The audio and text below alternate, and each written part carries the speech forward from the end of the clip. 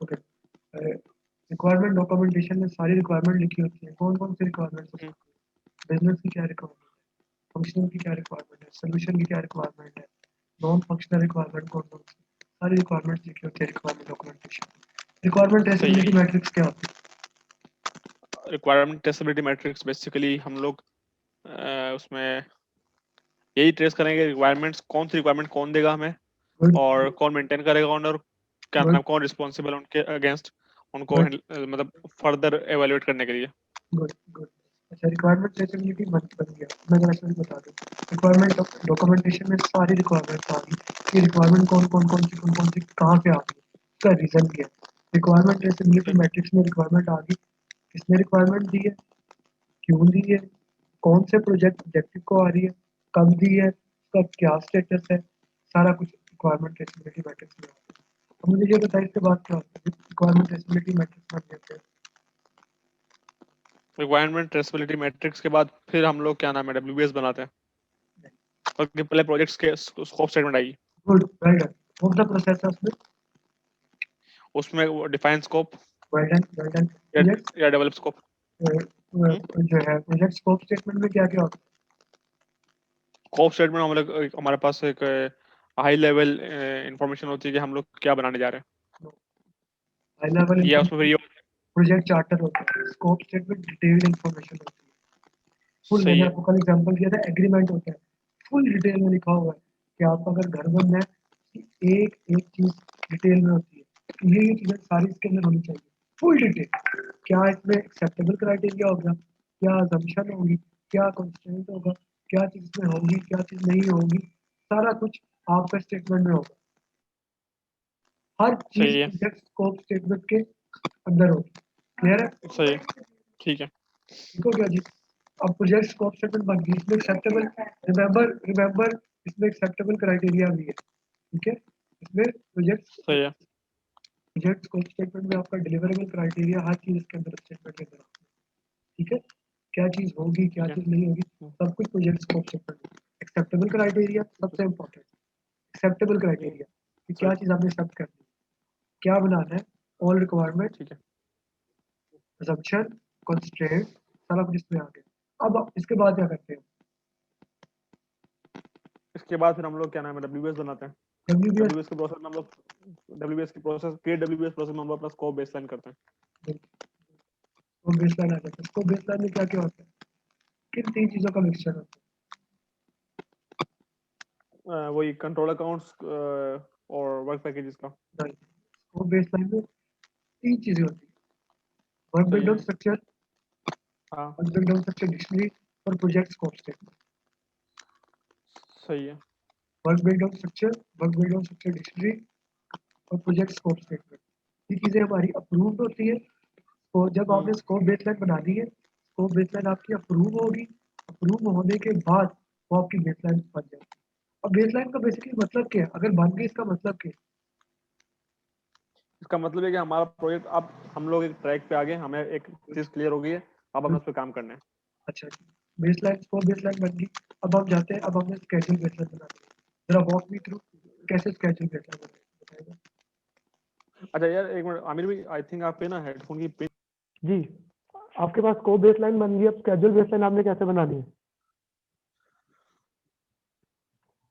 Casual management plan ये बनाना हमने। अब हम स्केड्यूल लोग क्या प्लान नाम है बन गया। अच्छा, हम्म, जी जी, तो अब फिर? हम लोग जो भी हमारे पास क्या नाम है वर्क पैकेजेस हैं, हम लोग उसको किसी न किसी टाइम के ऊपर डिफाइन करेंगे, उनकी डिपेंडेंसीज वगैरह देखेंगे और उसको देखते हुए हम लोग स्केड्यूल बना लेंगे। नहीं, आपके पास जो वर्क पैकेज है आप उसको तोड़ेंगे, तोड़ सही के है। फर्दर डिकम्पोज करते हैं, डिकम्पोज सही। करके आप उसको एक्टिविटी बना रहे हैं, एक्टिविटी लिस्ट, एक्टिविटी एट्रीब्यूट्स बन रही है। सही है। ये प्रोसेस नहीं आज कल हमने ये बनाया था, हमने वर्क पैकेज को तोड़ के एक्टिविटी लिस्ट, एक्टिविटी एट्रीब्यूट्स और माइलस्टोन लिस्ट बनाई थी। सही है। याद है, याद है कि नहीं याद? हाँ याद है याद है। हमने वर्क पैकेज को लिया था, वर्क पैकेज को तोड़ के हाँ एक्टिविटीज, मैंने आपको एग्जांपल दिखाई थी, ट्रेनिंग वाले की ट्रेनिंग को तोड़ के ये activity A, activity B, activity C, इस जी। तरह हम लोग उसमें एक्टिविटीज बना लेते हैं। सही है। ठीक है, आप उस ठीक सारे है। के सारे वर्क पैकेज को तोड़ के आप उसमें एक्टिविटीज बनाना शुरू कर देते हैं कि कौन कौन सी एक्टिविटीज हैं, कौन सी एक्टिविटीज नहीं है आपकी, नहीं सही ठीक है। एक्टिविटीज अब आपके पास आ गई, एक्टिविटीज आ गई है आपके पास, अब आपने एक हाँ एक्टिविटी को सीक्वेंस करना है, सही है ठीक है। इन एक्टिविटीज को सीक्वेंस करना है। सीक्वेंस सीक्वेंस करना का है मतलब क्या होता है? हम लोग देखते हैं कि कौन सी सीक्वेंस, प्रेडेसेसर है, हाँ ये कौन सी डिपेंडेंसी है, ये कौन सी पैरेलल में चलेंगी। जी, ये देखिए मैं आपको अगर बता दूं, दोबारा दिखा दूं कल की तरह, ये आपकी एक्टिविटीज है, ये आपका वर्क ब्रेकडाउन स्ट्रक्चर था, ये वर्क पैकेज था, आपने वर्क पैकेज को फर्दर तोड़ के एक्टिविटीज में बना दिया, सही ठीक है। एक्टिविटीज आ गई है फर्दर। अच्छा मुझे ये बताएं, कितने टाइप के रिलेशनशिप होते हैं एक्टिविटीज के दरमियान? ठीक है। कितने टाइप के रिलेशनशिप्स होते हैं एक्टिविटीज के दरमियान? 3 होंगे, पैरेलल होगी, प्रेडेसेसर होगी और डिपेंडेंट डिपेंडेंट होगी। दोबारा बताइए जरा। पैरेलल होगी, डिपेंडेंट होगी और प्रेडेसेसर होगी। तो ये फिनिश टू फिनिश, बताएं फिनिश टू कौन स्टार्ट कौन। Start. Start start, good good. सबसे पहले क्या चार नाम है, रिलेशनशिप होते, स्टार्ट टू नहीं स्टार्ट कोई भी होगी। पहले हो सकता, कोई भी हो हाँ कोई भी सकता है ना, पहले जरूरी नहीं, कोई भी हो सकता है। अच्छा लीड और लैग क्या होते हैं? लीड और लैग ये होता है कि बेसिकली लीड हमारे पास ये है कि हम लोग अगर कोई भी काम पहले अचीव कर लेते हैं या फिर किसी दूसरी एक्टिविटी को स्टार्ट करने से पहले हमारा कितना टाइम एक्स्ट्रा बढ़ा हुआ है, ठीक है, वो लीड होते हैं। और लैग बेसिकली ये है कि हम लोग उसको मैक्सिमम कितना डिले कर सकते हैं। अच्छा लैग आपका बिल्कुल ठीक है। लीड को जरा मैं दोबारा एक दफा बता दूं, हमने डिस्कस किया था कल, लेकिन आई थिंक वो थोड़ा सा इतनी क्लैरिटी नहीं आई थी, दोबारा देख लेते हैं। लीड हमारा क्या है, बेसिकली दो एक्टिविटीज है, ए एंड बी, इनका सही है रिलेशनशिप है, आपने स्टार्ट टू का, ठीक है, हम कहते हैं स्टार्ट टू स्टार्ट रिलेशनशिप है। अब तरीका क्या होना चाहिए, प्रीडेसेसर एक्टिविटी स्टार्ट होती है तो साथ ही सक्सेसर एक्टिविटी स्टार्ट होनी चाहिए, सही है लेकिन लीड क्या होगा, ये एक्टिविटी भी पहले स्टार्ट हो जाए, सही है। ठीक है। अगर आप इसको हम्म, फिनिश टू स्टार्ट में देखते हैं ज़्यादा समझ आ जाती है।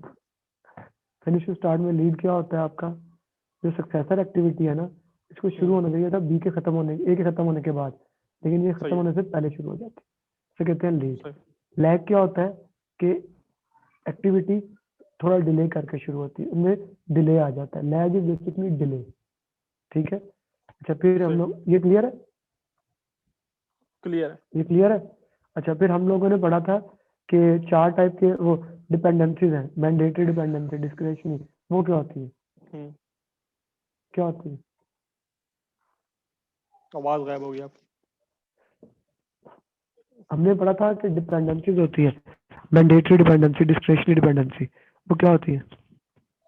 मैंडेटरी में होता है कि हमने पहले ही करना है, वो और चीज जो भी है लाजमी है, ओके, ठीक है। हाँ और डिस्क्रिशनरी पे? और डिस्क्रिप्शनरी में हम लोग क्या नाम है पैरेलल कर सकते हैं, ठीक है। नहीं नहीं नहीं नहीं नहीं, ऐसा बिल्कुल भी नहीं है। अच्छा मैंडेटरी के वर्ड का मतलब, मैंडेटरी के वर्ड का क्या मतलब है?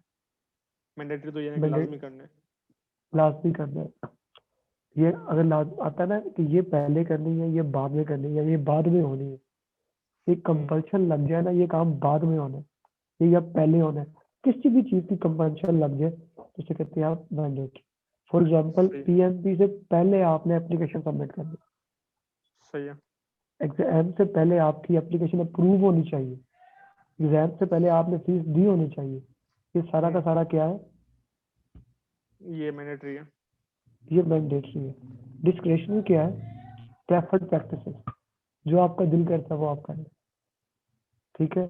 अब डिस्क्रिप्शनरी। ऑप्शन, हाँ डिस्क्रिशनरी अच्छा है एक मिनट दे, प्रेफर्ड प्रैक्टिस। मैं अपना नेटवर्क चेंज करता हूँ एक मिनट के लिए। ये है कि हम लोग बेस्ट प्रैक्टिस फॉलो करेंगे। बेस्ट प्रैक्टिस, फॉर एग्जाम्पल अभी एग्जाम की एग्जाम्पल हम लोग लेते हैं, अब क्या हमने करना है, एग्जाम सेंटर में देना है कि घर में देना है, दोनों ऑप्शन है ना, आप जी घर में भी दे सकते हैं, सेंटर में भी दे सर। सकते हैं, आप कहाँ दे रहे हैं, घर में, घर सेंटर पे में? घर पे घर पे दे रहे हैं, ठीक है, ये आपकी प्रेफर्ड प्रैक्टिस है। अगर आप मेरे सही से है पूछते, मैंने कहना था कि सेंटर में दे, सही है ठीक है। लाइक सही है हर एक की अपनी प्रेफर्ड प्रैक्टिस है, मैंने ये कहा कि भाई इसको सेंटर में दो, आपने कहा घर में दो, क्लियर है, सही है क्लियर है। ठीक है, ये प्रैक्टिस। फिर इसके अंदर आता है इंटरनल डिपेंडेंसी, कौन सी है, आपकी अपनी मर्जी है। अब जी इंटरनल क्या थी, आपकी मर्जी थी, या हाँ कि आपने घर दे दिया। एक्सटर्नल डिपेंडेंसी क्या है, कि भाई कोई ये और भाई कहता है कैसे करें, पीएमआई की या किसी की और। पीएमआई की जैसे मर्जी पहले होगी, तो जब आप टेस्ट आप टेस्ट देंगे ना, अपनी तस्वीरें लें, अपने कमरे की तस्वीरें लें, अपने कंप्यूटर की हर चीज की तस्वीरें लें, वो आपको जी कहेगा अभी उनकी मर्जी है, सही और वो मैंडेटरी करेंगे आज। सही क्लियर हुई चीज है? ये क्लियर हमारी सारी डिफाइन एक्टिविटी में आ गया, और सीक्वेंस एक्टिविटी होगी हमारी। हमने एक्टिविटी को सीक्वेंस कर दिया। एक्टिविटी सीक्वेंस करके बस आपके पास क्या आउटपुट आती है? एक्टिविटी लिस्ट और एक्टिविटी एट्रीब्यूट्स। नहीं नहीं, वो तो डिफाइन एक्टिविटी में आ गया ना, जब आपने एक्टिविटी को तोड़ा, एक्टिविटी लिस्ट, एट्रीब्यूट्स और माइलस्टोन लिस्ट आ गया। सीक्वेंस एक्टिविटी में हमने किया कौन सी एक्टिविटी पहले, कौन सी बाद में, लीड सही ब्लैक क्या, रिलेशनशिप क्या है। आपके पास आउटपुट में क्या आ गया? Schedule network diagram. Schedule network diagram क्या होती है आपकी? ये बेसिकली हम लोग कुछ भी बना सकते हैं, वो एरोन नोड बना सकते हैं, एरोन एक्टिविटी ऑन एरो और इस तरह की एक्टिविटीज बना के जी हम लोग बिल्कुल, एक well done graphical well done well represent done, कर लेते हैं। Good good well done. फिर हम जाते हैं आगे एस्टिमेट एक्टिविटी ड्यूरेशन पे, एस्टिमेशन टेक्निक पे आते हैं। हमारे पास कौन कौन सी एस्टिमेशन की टेक्निक्स है? एनालॉगस थी और 3 समझाते थी जाएंगे मुझे और साथ साथ ना, इसका मतलब क्या होता एनालॉगस। है एनालॉगस? एनालॉगस में ये होता है कि हम लोग देखते हैं कि हमारे पास्ट एक्सपीरियंसेस में हमने कोई काम किया था, तो उससे सिमिलर ओके काम है तो हम लोग उसके ऊपर एक जजमेंट ले लेते हैं, ठीक है। फिर दूसरा ओके ठीक है। 3 पॉइंट में हम लोग 3 पॉइंट लेते हैं कि यार इस एक्टिविटी को ना मोस्ट ऑप्टिमल इतना टाइम लग सकता है, और मोस्ट पेसिमिस्टिक ओके पे कितना लग सकता है, और एक और होता है तीसरा पॉइंट, वो देखें 3 पॉइंट देखें उनकी एवरेज निकाल लेते हैं, ठीक है। अच्छा, और उनकी एवरेज हाँ, निकाल लेते हैं? ये ट्राई, ये कौन सा होता है, इसको क्या कहते हैं? उसको हम लोग कहते थे, लिखा था 1 मिनट को चलिए कहते लिखने को हैं, छोड़े, जुबानी बताएगा। वो नाम है से निकल गया। देखिए 3 पॉइंट एस्टिमेशन में दो होते हैं आपके पास। हाँ एक आपका आ गया बीटा डिस्ट्रीब्यूशन, ठीक है। एक सही है। आपका आ गया बीटा डिस्ट्रीब्यूशन, दूसरा आपका आ गया ट्रायंगुलर डिस्ट्रीब्यूशन। अब मुझे फार्मूला बताएं दोनों का, बीटा का और ट्रायंगुलर। मुझे फॉर्मूला याद नहीं है, एक में तो हमारा सिंपल था, हम लोग एवरेज निकालते और एक के अंदर हम लोग उसको एवरेज का मतलब क्या होता है? एवरेज ये होता है कि क्या नाम है, तीनों को डिवाइड करके उनका 3 से डिवाइड कर देंगे। गुड। अब जो दूसरा फार्मूला है उसमें आपने दो को ऐड करना है, ऑप्टिमिस्टिक हाँ पेसिमिस्टिक, प्लस तीसरे को 4 से मल्टीप्लाई कर देना है।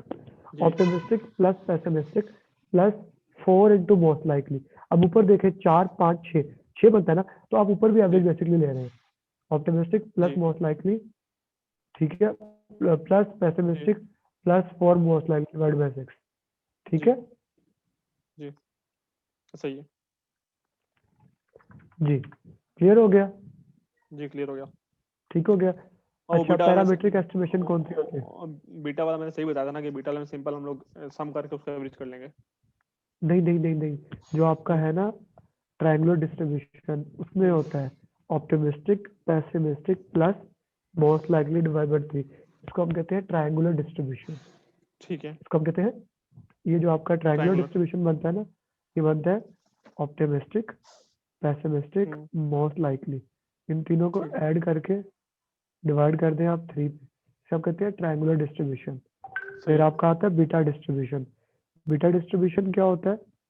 बीटा डिस्ट्रीब्यूशन कहते हैं इसको, या पर्ट कहते हैं। ये सही है। होता है ऑप्टिमिस्टिक, इसे पर्ट भी कहते हैं, प्रोग्राम इवैल्यूएशन रिव्यू टेक्निक। ये फॉर्मूला बनता है इसका, ठीक है। तो मतलब मैंने उल्टा बताया, क्लियर है? ठीक है। सही समझ कोई गया। बात नहीं। जी, अब मुझे बताएं पैरामीट्रिक एस्टिमेशन क्या होता है? एनालॉगस आपने बता दिया कि जी हम्म, पास्ट आप पूरा यूज कर लेते, पैरामीट्रिक क्या होता पैरामीट्रिक में हम लोग जो है क्या करते हैं, पैरामीट्रिक में हम लोग, एक मिनट रुकें, रीजन से निकल गया। है? पैरामीटर उठाते हैं। देखिए आपका 5 मरले का घर बना था 6 माह हाँ में, सही है। आपने दोबारा 5 मरले का घर बनाना है, तो ये 6 सही माह है। बनेगा। इसे कहते हैं एनालॉगस। अब आप सही है। 10 मरले का अगर बनाते हैं, उसको कितना टाइम लगेगा? वो वही 5 मरले के हिसाब से देखते हुए मल्टीप्लाई बाय 2 कर देंगे, क्यों डबल हो गया। हाँ, ये पैरामीटर्स कर रहे हैं। सही मतलब है। आप कोई भी अपना काम करते हैं, अगर एक आपने 1 किलो तेल लिया है, ठीक है, वो 250 रुपये का आया है, क्या सही है। 1 लीटर पेट्रोल का क्या रेट चल रहा है? 112 रुपये, हाँ 110 112 भैया। 110 रुपये। 1 लीटर पेट्रोल कितने का डलता है? 110 रुपये का। कहीं से भी डलवाए एक जितने का डलेगा।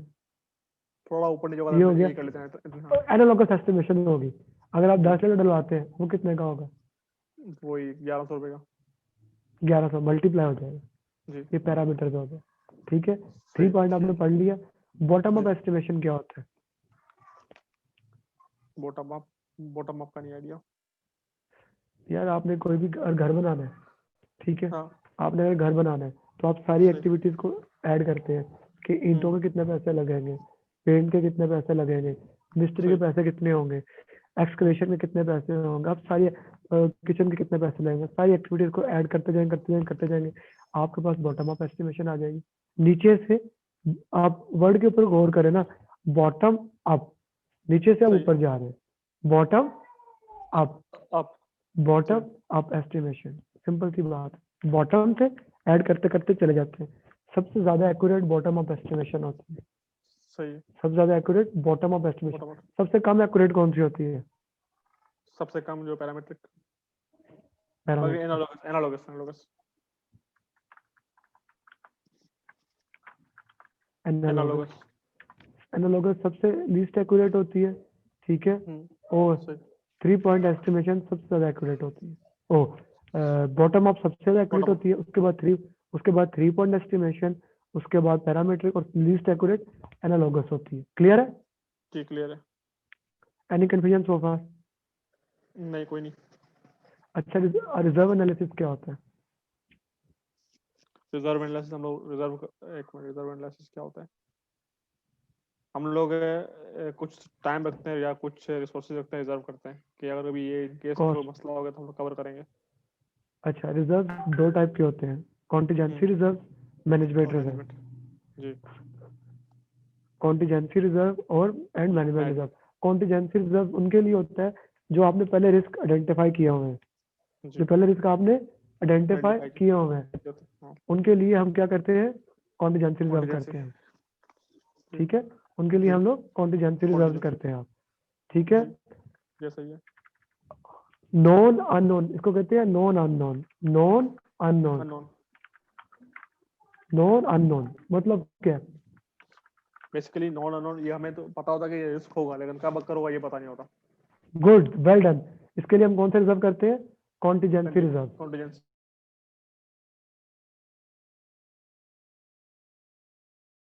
होते हैं, प्लानिंग सही है। टीम इसको टीम उसके अंदर डालती है। दूसरे होते हैं मैनेजमेंट रिजर्व। सही है। सही है। अननोन, अननोन के लिए क्या ये बेसलाइन का हिस्सा होते हैं? ये बेसलाइन का ऐसा नहीं होते, लेकिन ये कि क्या नाम है, इसको हमारे उस जो मैनेजमेंट है उसको पता होता है इसके बारे में। हमारी कॉस्ट बेस में ऐसा नहीं रही है। जी, कॉस्ट बेसलाइन स्केड्यूल बेसलाइन का हिस्सा नहीं होते। अगर आप इसको लेके आते हैं बेसलाइन को तो ये उसका पार्ट बन जाते हैं। गुड। अच्छा जी, आउटपुट में आपके पास क्या आ जाता है? ये सारी रिजर्व करके, ठीक है, ये सारे एस्टिमेशन टेक्निक्स आपने जो पढ़ी हुई थे, एस्टिमेशन टेक्निक, आउटपुट में आ जाती है एक्टिविटी ड्यूरेशन और बेसिस ऑफ जी। एस्टिमेट। फिर आप बनाते हैं डेवलप स्केड्यूल। डेवलप स्केड्यूल की आउटपुट क्या आती है? हमारे पास कैजुअल बेसलाइन होते हैं और हमारे प्रोजेक्ट स्ट्रक्चर होते हैं और उसका शेड्यूल ओके, डेटा होता है। जी। उसका शेड्यूल डाटा हो जाता है। Good good, well done. अच्छा, अब इसके अंदर जब स्केड्यूल करते हैं, हमने कल पढ़ा था, हम क्रिटिकल पाथ बनाते हैं। क्रिटिकल पाथ में हम लोग नेटवर्क एनालिसिस करते हैं। क्रिटिकल पाथ की मैंने आपको वीडियो भेजी थी, देख ली थी आपने? क्रिटिकल बात की वीडियो नहीं देखी। वीडियो तो आपने मुझे सिर्फ एक ही भेजी थी आपको अभी। वैसे क्रिटिकल पाथ में का वीडियो मैं आप दोबारा भेज मुझे। देता हूँ, मैं भेज देता हूँ दोबारा। हाँ, मैं आपको ना वीडियो दोबारा भेज देता हूँ। सही। बस ओके, दो वीडियो भेजी थी मुझे, एक वीडियो आपकी वो है क्या अच्छा कहते जी, हैं जो रिकॉर्डिंग है, और एक वीडियो इसके अलावा से जो मैंने देखी नहीं थी। मैं देख रहा हूँ कौन सी वाली भेजी आपने। कोई बात नहीं। हाँ, दूसरी स्टेक ये होल्डर एनालिसिस बताएं, की भेजी आपने। ये आपका हो गया, ये, हाँ ठीक है। मुझे ये बताएं कि आपका क्रिटिकल पाथ कौन सा पाथ होता है? क्रिटिकल पाथ हमारा लॉन्गेस्ट पाथ होता है, जिसको फॉलो करते हुए हमारी सारी एक्टिविटीज जो हैं वो गुड कंप्लीट हो गुड जाती गुड हैं। गुड। आप सारे पाथ्स को एनालिसिस करते हैं, कौन सा पाथ है कौन सा नहीं है, सारी एक्टिविटीज को एनालाइज करते हैं। जो आप जब एक्टिविटी को एनालाइज कर रहे हो तो ना सारे पाथ को, लेट से हमारे पास 10 पाथ है या तीन पाथ है, इतना कॉम्प्लेक्स नहीं सही। करता मैं। ये हमारे पास 5 एक्टिविटी है, A B C D E. हम करते हैं ए से बी, ए से सी, 3 पाथ बन गए हमारे पास, ए से डी सही। ई, 3 पाथ आपके हो गए। आप यहाँ से भी जा सकते हैं, ये भी क्रिटिकल पाथ हो सकता है, ये भी क्रिटिकल पाथ हो सकता है। अच्छा, अब देखते हैं कौन सा पाथ अच्छा है, कौन सा पाथ आपके लिए बेहतर है, कौन सा नियर क्रिटिकल है। इसको आप बोलते हैं स्केजुअल नेटवर्क एनालिसिस। ठीक है, सही सही। फिर आप इसमें मोंटी कार्लो एनालिसिस करके देखते हैं क्या प्रोबेबिलिटी है। मोंटी कार्लो एनालिसिस में क्या करते हैं, क्या प्रोबेबिलिटी है कि आप ये काम सक्सेसफुली कर सकते हैं कि नहीं। फिर आप करते हैं व्हाट इफ। व्हाट इफ क्या होता है, ये बड़ा मजे का एनालिसिस। यार ये क्या नहीं, होता है हाँ व्हाट इफ? ये नहीं पता, बहुत सारे क्वेश्चन में था भी व्हाट इफ, मुझे नहीं पता कि व्हाट इफ क्या है। अजित, ये हो जाएगा तो यार क्या होगा, यार ये हो जाएगा तो क्या, यार ये हो जाएगा तो क्या हो जाएगा, ये भाई। सही सही। ठीक है, ये तो मैं इसके इसी के ऊपर तुक्के तो मैंने मार के वो क्वेश्चन सही कर लिया, तो बाद में चेक किया वो क्वेश्चन सही भी था। कोई बात नहीं। इसको ये इसका फायदा क्या होता है, ये वर्स्ट केस निकालता है। ये सही है। बेस्ट केस और वर्स्ट केस निकालने के काम आता है। ठीक हो सही गया। ठीक है। अच्छा, स्केड्यूल कंप्रेशन की टेक्निक्स कौन कौन सी होती है? स्केड्यूल कंप्रेशन की हमारे पास थी क्रैशिंग और रिसोर्स लेवलिंग, स्मूथिंग, और एक और थी। स्केड्यूल कंप्रेशन की ये आपने जो बताया रिसोर्स लेवलिंग की। हाँ, स्केड्यूल कंप्रेशन, स्मूथिंग थी और ना ना रिसोर्स ना ना ना ना ना ना लेवलिंग ना थी। ना ना स्केड्यूल स्केड्यूल कंप्रेशन की दो टेक्निक्स हैं। सही है। स्केड्यूल कंप्रेशन का मतलब क्या होता है, जो अच्छा आप अभी जो बोल रहे हो स्मूथिंग, अभी आपने जो बोली है स्मूथिंग को दोबारा देखते हैं, क्यों कौन सी बोल, दोबारा बोलना जरा। मैंने बोली थी क्रैशिंग बोली थी और स्मूथिंग क्रैशिंग, बोली ठीक है। थी। और क्रैशिंग का मतलब क्या होता है, बताओ मुझे। क्रैश में हम लोग क्या डिस्कस था, क्रैश में डिस्कस किया था कि हम लोग क्रैशिंग में जो है ना, हम लोग बेसिकली वो कर लेते हैं, कुछ एक्टिविटीज हम लोग निकाल लेते हैं बीच में से, या कुछ हम हम लोग क्रैश का मतलब क्या होता है? क्रैश का मतलब होता है तोड़ देना, हाँ, कोलैप्स कर देना। क्रैश में हम लोग रिसोर्स ऐड करते हैं। क्रैश में हम सही रिसोर्स ऐड करते हैं, बंदे ज्यादा लगाते हैं। जब आप सही है। क्रैशिंग करते हैं तो नुकसान क्या होता है, आपके पैसे बढ़ जाते हैं। सही है। क्रैशिंग में आपके पैसे बढ़ पैसे बढ़ जाते जाते हैं। हैं। सही है। क्रैश में आपके पैसे पैसे बढ़ते बढ़ हैं। जाएंगे। सही। ठीक है, और दूसरा, हाँ सही, उसके अलावा एक और भी मेरे जहन में दोबारा निकल गई, वो था करेक्शन था, और सेकंड मेरे जहन में आई थी अभी। खैर बता दें आप, मुझे जहन में नहीं आ रही। क्रैशिंग और फास्ट ट्रैकिंग। हाँ, फास्ट ट्रैकिंग, ठीक है। फास्ट ट्रैकिंग में हम लोग एक्चुअली उसमें हम लोग क्या नाम है, अपनी एक्टिविटीज के टाइम बढ़ाए थे, फास्ट कर रहे हैं, टाइम कम कर देते हैं, मतलब ओके, सॉरी। हाँ, उसमें हम लोग ये कर लेते हैं कि भाई लेक्चर हमने उसमें कर लिया कि पहले रिसोर्स हमारे पास 4 घंटे काम कर दिया, अब हमने उसको 8 घंटे बोला, 8 घंटे काम कर लो। ओके, हाँ ठीक है। आपने फास्ट ट्रैकिंग में क्या किया, जो एक्टिविटी सीरीज में चल रही है आपने उन एक्टिविटीज को पैरेलल में कर दिया। जो सही। एक्टिविटी सीरीज में चल रही है ना, उन हम्म, एक्टिविटीज को पैरेलल में कर दिया। पैरेलल में करने का नुकसान क्या होता है? पैरेलल में करने का नुकसान ये होता है कि हमारे पास उसका रिस्क बढ़ जाता है। क्या कहते हैं, हमारा रिस्क बढ़ जाता है हमारे पास कि ये काम आया, उससे क्वालिटी सही होगी या नहीं होगी, कोई चीज़ तो नहीं जाएगी। आपका जब एक्टिविटी आपने बात ठीक की है, लेकिन उसको पीएमआई की टर्म में कहते हैं, ये आपकी एक्टिविटी सीरीज में चल रही है, वो एक्टिविटी पैरेलल में हो जाती है, तो पैरेलल में आपका रिस्क और रिवर्क हो जाता है। सही है। ठीक है, ठीक है। ठीक है, सही है। सही। ओके। ओके। आपका रिस्क और रिवर्क बढ़ जाता है। अच्छा जी, स्केड्यूल। अब रिसोर्स ऑप्टिमाइजेशन की क्या टेक्निक्स होती हैं? हाँ, वो होती है लेवलिंग और स्मूथिंग। यस, लेवलिंग में क्या होता है? लेवलिंग में क्या होता है? यार अब ये तो मेरी इसकी डेफिनेशन बोली हुई है। नहीं, लेवलिंग का मतलब क्या होता है, लेवलिंग का उर्दू का मतलब क्या बनता है? बैलेंस करना, प्लान करना, सीधा करना। बैलेंस करना। जब आप स्केड्यूल को बैलेंस करोगे क्या होगा? कैजुअल का बैलेंस करूंगा। एक रेत का ढीला पड़ा हुआ है, ऐसे रेत हाँ। पड़ी हुई है, आप उसको बैलेंस करते हो, क्या होता है वो? फैल जाता है। फैल जाता है।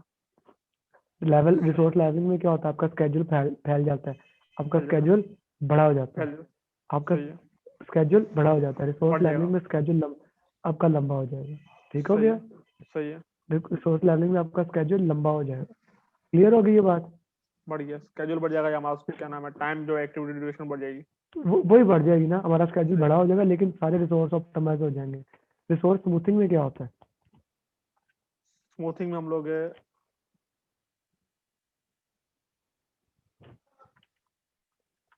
जी जी बताएं। स्मूथिंग में स्मूथिंग में हम लोग अपने रिसोर्स को ऑप्टिमाइज करते हैं इस तरह कि स्केड्यूल ना बढ़ाओ।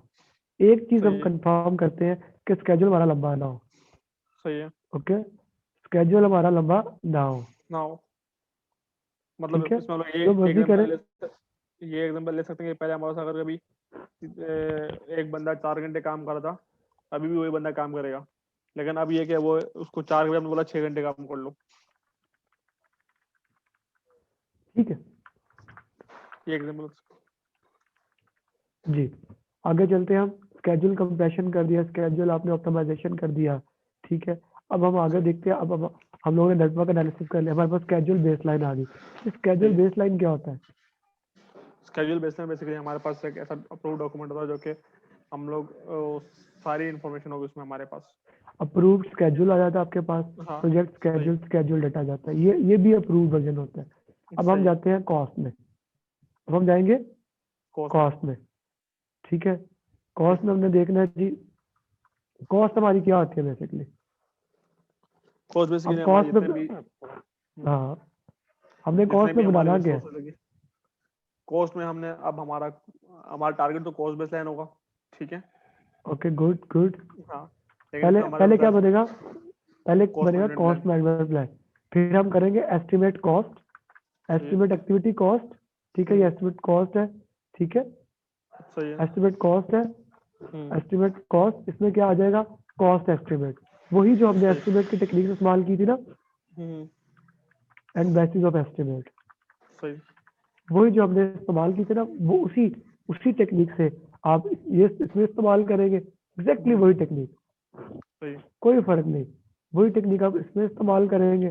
ठीक है, कौन कौन सी एस्टिमेशन की टेक्निक हमने पढ़ी थी? एस्टिमेशन में टेक्निक पड़ी थी बेसिकली वही बॉटम अप, पैरामेट्रिक गुड और good bottom up, parametric, analogous, good. और चौथी हमें पड़ी थी हमने रिजर्व एनालिसिस पढ़े थे। रिजर्व देखते हैं हम लोग सारे। ठीक है, हाँ, रिजर्व देखते हैं। अच्छा, मैं आपको मजे की डायग्राम दिखाता हूँ अभी। That is a very important and a powerful diagram which will सही। Help you to understand bottom up and other things. एक सेकंड सही। प्लीज, खोलिए जरा। हाँ जी, ये देखें जी, आपने स्क्रीन पे देखे जरा।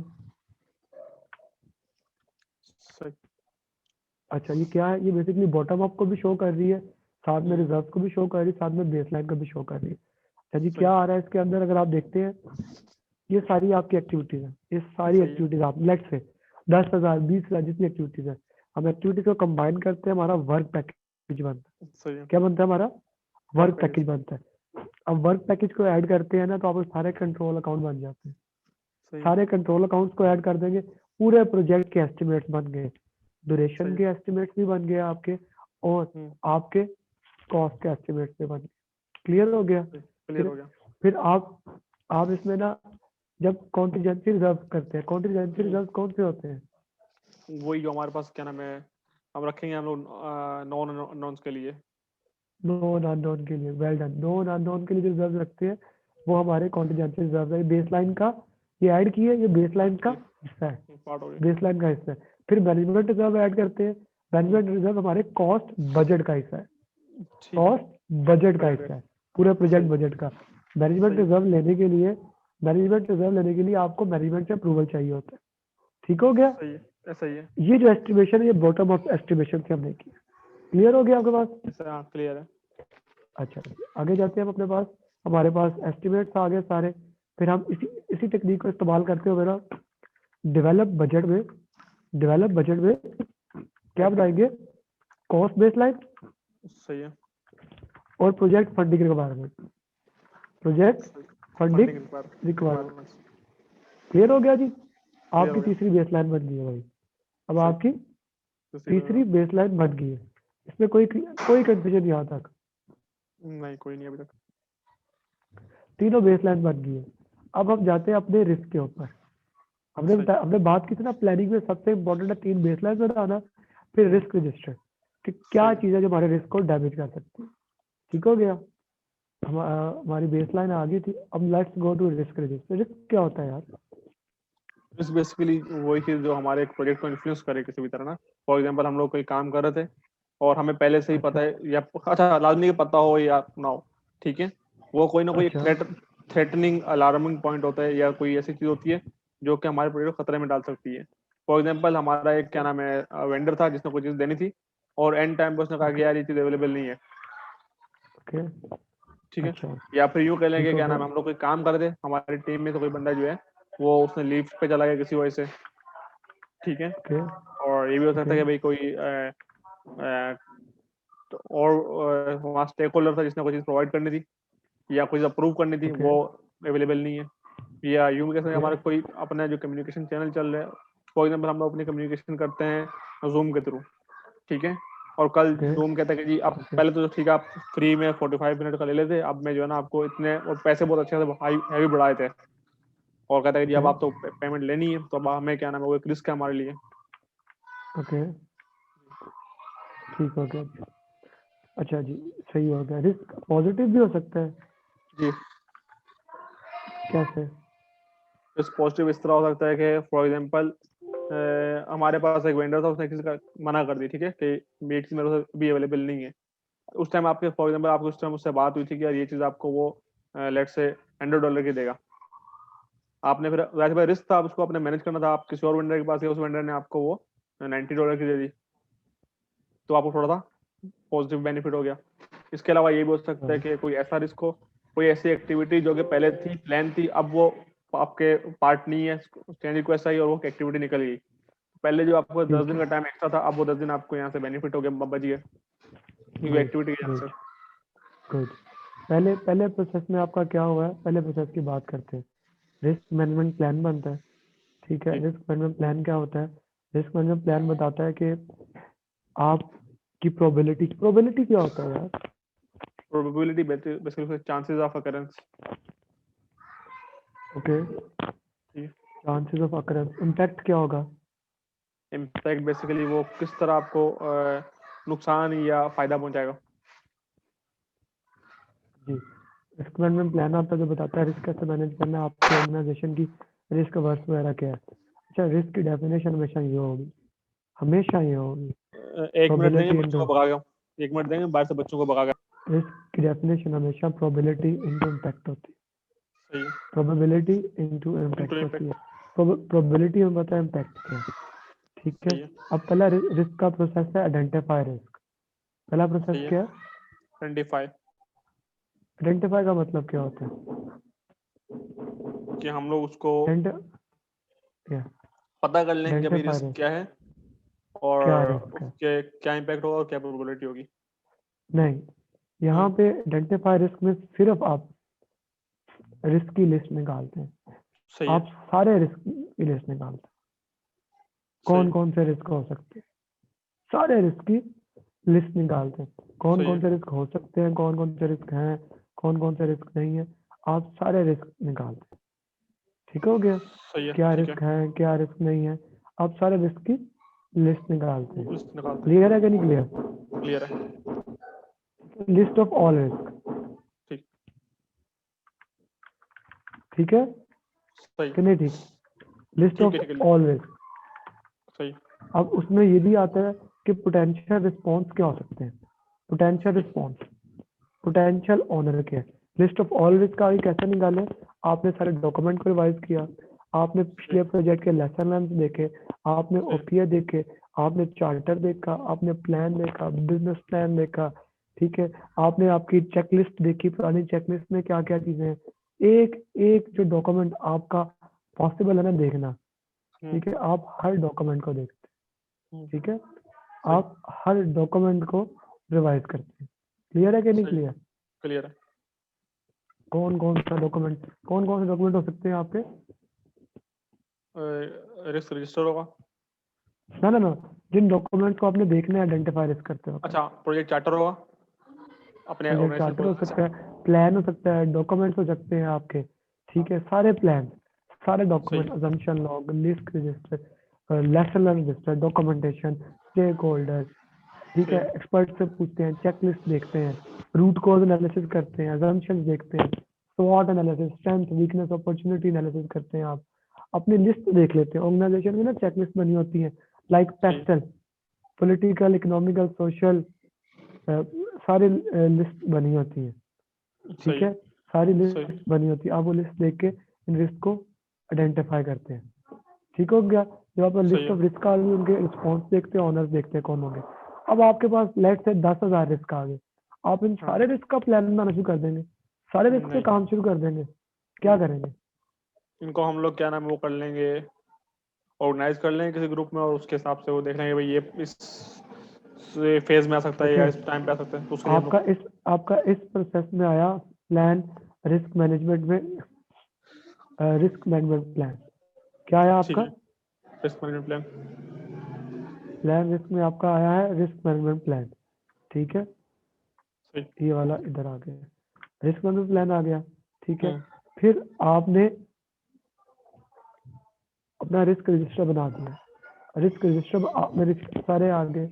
आपने क्वालिटेटिव रिस्क असेसमेंट में, क्वालिटेटिव रिस्क असेसमेंट में जो रिस्क हाई है, जो हाई रिस्क है, जो मीडियम रिस्क है, जो लो रिस्क है, उनको कैटेगराइज कर देना, ठीक ठीक है। है कैसे करते हैं हम लो मीडियम हाई रिस्क को कैटेगराइज? अब मैट्रिक्स बना लेते हैं। सही है हम लोग कहते हैं लेट से प्रोबेबिलिटी है हमारी 1 2 3 4 5, मतलब very low, low, medium, high, very high. Impact है हमारा वो भी इसी तरह है, very low, low, medium, high, very high. आपका मैट्रिक्स हम अब बनाते हैं, ठीक है। अब हम ना इसका मैट्रिक्स बनाते हैं प्रोबेबिलिटी का और इम्पैक्ट का। Probability 1 2 3 4 5, impact 1 2 3 4 5। इन दोनों को मल्टीप्लाई करेंगे, 1 को 1 से करेंगे क्या आंसर आता है? 1 2 3 4 5। 2 को मल्टीप्लाई करेंगे, 2 4 6 8 10, 3 6 9 12 15, 4 8 12 16 20 5 10 15 20 25। अब आप अपने जितने आपके 1000 रिस्क है ना, हर रिस्क की प्रोबेबिलिटी को और इम्पैक्ट को देखेंगे, risk probability multiply by impact करेंगे। जो रिस्क आते हैं ना आपके 16 से 25, depend upon the organization, depend upon the organization. अब तो कह देंगे ये हाई रिस्क है। जो 12 से 15 तक आते हैं, हम उन्हें कह देंगे ये मीडियम है। जो उससे लेस है 8 से 12 तक, हम उन्हें कह देंगे लो है। जो उससे कम है उन्हें कह देंगे वेरी लो है, ठीक है। आपने माइक म्यूट किया होगा अपना, हाँ ठीक है सही ठीक है। अब जो आपके हाई रिस्क होंगे ना, जो आपके हाई रिस्क हो गए, एक हाई हो गया, मीडियम, लो रिस्क हो गए। अब उनको आपने, अब बेसिकली आपने रिस्क को क्या कर दिया, रिस्क को रैंक कर दिया, रैंक कर दिया हमने ठीक है। आपने दिखाना है। अच्छा, बड़ा इंपॉर्टेंट है, जब आप रिस्क को रैंक कर रहे हो उससे पहले आप चेक कर लें कि रिस्क का डाटा कैसा है, रिस्क के डाटे की क्वालिटी कहाँ से कैसी है, कहाँ से आई है, कहाँ से नहीं आई। अब आपने रैंक कर दिया ना, अब ये हाई रिस्क हो गई, सही है अब आपके पास हाई रिस्क आ गया। आयोग यहाँ यहाँ तक कोई कंफ्यूजन आपको? नहीं कोई कंफ्यूजन नहीं ठीक है ना, हाई रिस्क आ गए। अब अक्सर ऑर्गेनाइजेशन इसके बाद डायरेक्टली रिस्पॉन्स करना शुरू कर देती है कि हाई रिस्क आ गए, रिस्पॉन्स कर दे। लेकिन कुछ ऑर्गेनाइजेशन इसके बाद ना क्वांटिटेटिव रिस्क एनालिसिस करती है। क्या करती है? ठीक है क्वांटिटेटिव क्वांटिटेटिव में क्या होता है? क्वांटिटेटिव में हम लोग इसकी वो देखेंगे अकरेंस कितनी बार हुई है नहीं, वो तो हो गया ना, प्रोबेबिलिटी और इम्पैक्ट तो क्वालिटेटिव में हो गया ना। क्वालिटेटिव में क्या होता है, प्रोबेबिलिटी इंटू इम्पैक्ट आ गया, उससे हमने देख लिया। अब क्वांटिटेटिव में क्या होता है, सही है क्वांटिटेटिव में हम इसको नंबर देते हैं, हम इसको नंबर देते हैं कि ठीक है कितना स्केड्यूल डिले होगा, 1 महीना, 2 महीने, क्या प्रोबेबिलिटी है स्केड्यूल की सक्सेस की। इसमें 4 है इंपॉर्टेंट टूल हैं, सही इन्फ्लुएंस है diagram, Monte Carlo analysis, expected monetary value और टोर्नेडो एनालिसिस। सही है कौन कौन से टूल्स है क्वांटिटेटिव में? टोर्नेडो मोंटे कार्ले और एक और वो पहला वाला भूल गया दोबारा बता रहा हूँ, इन्फ्लुएंस डायग्राम, इन्फ्लुएंस सही है डायग्राम, इन्फ्लुएंस डायग्राम क्या होती है, मैं साथ साथ एक्सप्लेन भी करता जाता हूँ। सही है लेट्स से हमारे पास 4 एक्टिविटीज है, हम्म, ये एक्टिविटी इसको भी रिलेट कर रही है, ये इसको कर रही है, ये इसको कर रही है, ये इसको कर रही है, और ये इसमें भी कर रही है। अच्छा, अब मुझे सही बताओ है इनमें सबसे ज्यादा रिस्की एक्टिविटी कौन सी है? ए वाई? तो 3 को वो करिए, ए को बी को भी करिए, सी को भी गुड वो गुड करिए। गुड। इनफ्लुएंस डायग्राम, ठीक है, इसको कहते हैं इनफ्लुएंस डायग्राम। अच्छा, फिर मैं आपको कहता हूँ कि आप ना, अगर आपके ऑफिस में आग लगती है तो किस किस चीज को सबसे ज्यादा किसका नुकसान होगा? ऑफिस में आग लगी, सबसे ज्यादा नुकसान किसका होगा? आप कह देते हो सबसे ज्यादा नुकसान होगा पेपर्स को, ठीक है। मैं सही कहता है। उसके बाद, आप कहते उसके बाद ना सबसे ज्यादा नुकसान होगा आपका जो है जो है आपकी सीडीज वुड को, फाइल्स को, वुड को और फिर किसको होगा? आगे बताओ। उसके बाद हमारे पे प्लास्टिक मटेरियल होगा, जो भी हमारा इक्विपमेंट प्लास्टिक हो का, रहा होगा। हाँ कंप्यूटर्स को, ठीक है, सही है। लोगों को और चीजों को, ठीक है। आप सही। इसको कहते हैं टोर्नेडो डायग्राम। क्या कहते हैं? टोर्नेडो। टोर्नेडो डायग्राम या सेंसिटिविटी एनालिसिस। कौन सी चीज कितनी सेंसिटिव है, कौन सी चीज कितनी सेंसिटिव है, आप सही। रैंक कर देते हैं, आप रैंक कर रैंक देते हैं, करते हैं। सही है। रैंक कर देते हैं। अच्छा, ये पॉजिटिव में भी होती है और नेगेटिव में। मोस्टली ये आपको एग्जाम में बहुत साइड से भी नजर आ सकती है। ठीक क्लियर है है। यहाँ तक ये बात कि क्लियर है। नहीं क्लियर? अच्छा, इसके क्लियर है। बाद हम आगे जाते हैं। हमारे पास अगला टूल आता है मोंटी कार्लो एनालिसिस। सही है। मोंटी कार्लो, इसमें हम ना एस कर्व बनाते हैं। मैं कहता सही है। हूँ आपके क्या चांसेस हैं कि अगर आप 22 को एग्जाम देंगे तो पीएमपी के एग्जाम में पास हो जाएंगे? मैं कहता हूँ 0% चांसेस है। अगर आप 23 को देंगे तो क्या चांसेस है? लेट से आपके चांसेस हो जाते हैं 5%, तैयारी ज्यादा होगी ना। अगर आप 24 को देंगे तो क्या हो जाएंगे? मैं कहता सही हूँ है। जिस तरह हम पढ़ रहे हैं 10%। अच्छा, अगर आप 26 को देंगे तो क्या चांसेस होंगे आपके? 40%। अगर आप 28 को देंगे तो क्या चांसेस हो जाएंगे आपके? 60%। अगर आप 30 को देंगे तो क्या चांसेस हो जाएंगे आपके? आपके 80%। अगर 30 के बाद जब भी देंगे तो क्या चांसेस हो जाएंगे? 100%। ये एक एस कर्व बन जाती है जो बताती है कि ये काम होने की प्रोबेबिलिटी क्या है, क्या है? या काम ये काम इस टाइम में इतनी कॉस्ट में हो जाएगा कि नहीं हो जाएगा। दोबारा, इस कॉस्ट में काम होने की प्रोबेबिलिटी क्या है, या इस टाइम में काम होने की प्रोबेबिलिटी। Probability क्या? इसे कहते हैं, ये एस कर्व आती है, ये मोंटी कार्लो एनालिसिस होता है। ये क्या सही होता है आपका? Monte Carlo. Monte Carlo. चौथा टूल होता है आपका एक्सपेक्टेड मॉनेटरी वैल्यू। आप देखते हैं कि रिस्क के रिजर्व कैसे कैलकुलेट करने हैं। आपने रिस्क के रिजर्व रिजर्व कैसे कैलकुलेट करने हैं?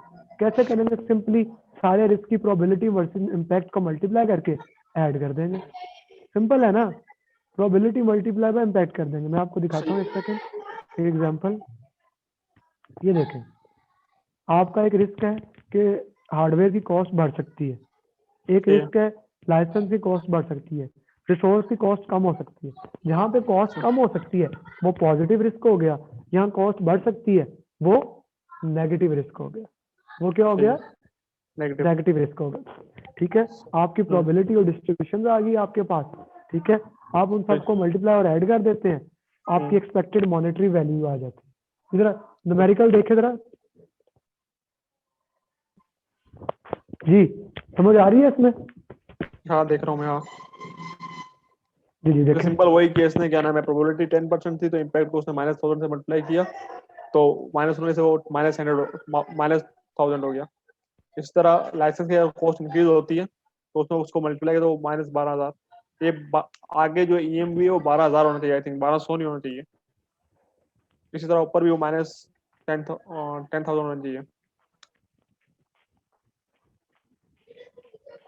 जी, ये वो ये बढ़ेगी ना क्लियर है? वो। हाँ क्लियर है। हाँ, ठीक हो गया। तो ये एक्सपेक्टेड मॉनेटरी वैल्यू। अच्छा, एक्सपेक्टेड मॉनेटरी वैल्यू में हमारा टूल इस्तेमाल होता है decision tree analysis. Decision tree ठीक है। क्या है? हम इसी एक्सपेक्टेड मॉनेटरी वैल्यू की बेस पे बताते हैं। जिसकी वैल्यू ज्यादा होगी ना, जिसकी वैल्यू ज्यादा होगी, ऑब्वियसली जिसकी पॉजिटिव वैल्यू ज्यादा होगी वो चीज अच्छी होगी हमारे लिए। ये आपका हो सही। गया क्वांटिटेटिव रिस्क एनालिसिस। क्या हो गया ये? क्वांटिटेटिव। हमने रिस्क को आइडेंटिफाई कर लिए, रिस्क हो गए भाई, उनका फायदा, उनके रिस्पॉन्स करने हैं, उनका रिस्पॉन्स बनाना है। हम रिस्क के एरिया में आए क्यों हैं? रिस्पॉन्स बनाने के लिए। रिस्क के एरिया में आए क्यों हैं? रिस्पॉन्स बनाने के लिए। अच्छा, अब हमने देखा है हमारे रिस्क दो टाइप के हैं। पॉजिटिव रिस्क जिसको हम अपॉर्चुनिटी कहते हैं, नेगेटिव रिस्क इसको हम थ्रेट कहते हैं। Threat कहते हैं। Threat, opportunity. थ्रेट की पहले बात करते हैं, और याद रहे वो बात, रिस्क की डेफिनेशन क्या है? रिस्क इज कोई भी अनसर्टेनिटी, चीज जो सही है। Probability into impact. बड़ी इंपॉर्टेंट सही। बात है। अगर प्रोबेबिलिटी 100% हो जाती है ना कि ये चीज होनी है, तो वो चीज रिस्क नहीं रहती, वो चीज क्या हो जाती है? इशू हो जाती है। इशू वो क्या हो जाती है? इशू रहती है। वो चीज क्या हो जाती है? इशू अगर कभी इसकी प्रोबेबिलिटी 100% हो जाए तो वो इशू बन जाती है। जी, ठीक है, क्लियर है? क्लियर है। कोई कंफ्यूजन? अगर नहीं। इशू क्या होता है? इशू ये होगा कि वो मसला फिर आपके उसके रिस्क की प्रोबेबिलिटी 100% हो जाएगी ना, वो इशू हो जाएगा। बिल्कुल और इशू बिल्कुल। ये है कि फिर आपको चल- उसने हर हाल में इम्पेक्ट हाँ करना है। हाँ, वो हो गया ना, अब तो मसला हल करना है आपने। अच्छा, नेगेटिव सही। रिस्क है। पहली सही स्ट्रेटेजी है। है अवॉइड करना, ये काम ही ना करो। अपना वर्क सही है। पैकेज जो है ना वो काम ही ना करो, भाड़ सही है। में गया, उसे काम को छोड़ दो। अच्छा, इसकी नेगेटिव स्ट्रेटेजी में देखो, अगर हम कोरोना की मिसाल दूं ना, तो कोरोना की आजकल बड़ी अच्छी मिसाल मेरे पास आ जाती है। नेगेटिव रिस्क है, अवॉइड करना है ना, घर से बाहर ना निकलो, सही है। घर से बाहर ना निकलो। बाय ना निकल। ये क्या हो गया? ठीक है। अवॉइड। अवॉइड में आप क्या कर रहे हैं? आप खत्म कर रहे हैं, आप सही प्रोबेबिलिटी है। को जीरो कर देते हैं। जब घर से सही बाहर है। नहीं निकलेंगे तो प्रोबेबिलिटी क्या होगी? जीरो हो गई। हाँ, zero multiply by anything, zero. Zero. हमारा रिस्क खत्म हो गया, हमने रिस्क को अवॉइड कर दिया। अच्छा, सही है। अब रिस्क को अवॉइड नहीं कर सकते, बाहर निकलना है, सामान लेने जाना है, मैंने कोई चीज लेने जानी है, ठीक है, कपड़े शपड़े, सर्दियाँ आ गई हैं, बच्चों के लिए कपड़े शपड़े, खाना लेने जाना है, मिटिगेट करना है। अब आप क्या करेंगे? कोरोना की बात अगर कर दो, आप मास्क पहनेंगे, हैंड सैनिटाइज करेंगे, फिजिकल डिस्टेंस करेंगे, सोशल डिस्टेंसिंग करेंगे। अब आप सही। क्या कर रहे हैं?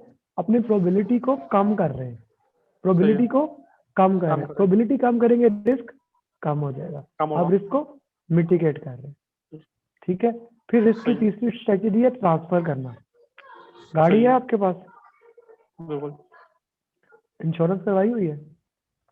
नहीं करवाई, लेकिन मत करना हो तो ट्रांसफर हो गया। इंश्योरेंस, अगर हम इंश्योरेंस करते हैं, आप रिस्क किसी को ट्रांसफर कर रहे हैं, अब ये उनका मसला है, वो संभालेंगे इस रिस्क। आपने रिस्क को ट्रांसफर कर दिया, ट्रांसफर कर क्या दिया। किया? ट्रांसफर कर रिस्क दिया। को ट्रांसफर कर ट्रांसफर दिया कर दूसरे बंदे के ऊपर। क्लियर है? सही। सही है। अच्छा, रिस्क को ट्रांसफर कर, जब भी आप रिस्क ट्रांसफर करते हैं ना, ये बात याद रखिएगा, आपने एक प्रीमियम अमाउंट पे करनी पड़ती है आपको एक अमाउंट पे करनी पड़ती है। पे करनी ठीक पड़ती हो है। गया जी? सही है। क्लियर है ये बात कि आपको क्लियर है। एक अमाउंट पे करनी पे पड़ करनी। जाती है रिस्क की ना, कि रिस्क क्या है क्या नहीं है। अच्छा जी, आगे चलते हैं हम लोग। ट्रांसफर हो गया, अब पॉजिटिव स्ट्रेटजीज देख लेते हैं। पॉजिटिव में अवॉइड का रिवर्स आता है एक्सप्लॉइट। क्या आता है? एक्सप्लॉइट। एक्सप्लॉइट। एक्सप्लॉइट में क्या होता है भाई मेरे? एक्सप्लॉइट में आप प्रोबेबिलिटी भी इंक्रीज करते हैं, रिस्क हमारा वही है, आप सही है। प्रोबेबिलिटी को 100% करने की कोशिश करते हैं, ठीक है। ठीक है। प्रोबेबिलिटी को 100% करने की कोशिश करते हैं, या आप प्रोबेबिलिटी को भी इंक्रीज करते हैं, और आप साथ साथ इम्पैक्ट को भी इंक्रीज करते हैं। पेट हो रहा था। ठीक है। प्रोबेबिलिटी सही है। प्रोबेबिलिटी को भी इंक्रीज करते हैं, और साथ साथ इम्पैक्ट को भी। इम्पैक्ट को भी इंक्रीज करते हैं। इसको कहते हैं एक्सप्लॉइट करना। फॉर एग्जाम्पल, कोई एग्जाम्पल दे मुझे इसकी, जरा आप क्या देंगे एग्जाम्पल? फॉर एग्जाम्पल, मुझे क्या नाम है, मेरे पास कोई इक्विपमेंट मैंने कहीं से लेना था, और मुझे नजर आ रहा है कि यार डॉलर की प्राइस नीचे जा रही है।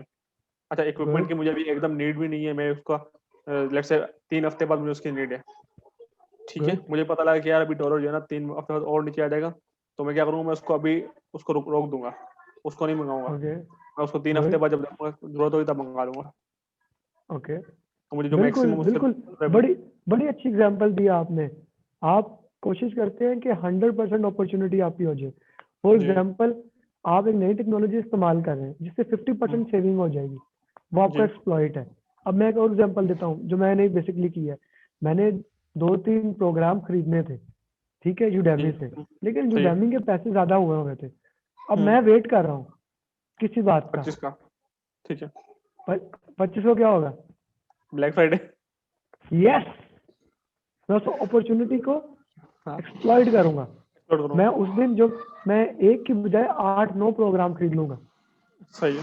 100% एक्सप्लॉइट कर रहा हूँ। क्लियर है मेरी बात की? क्लियर है।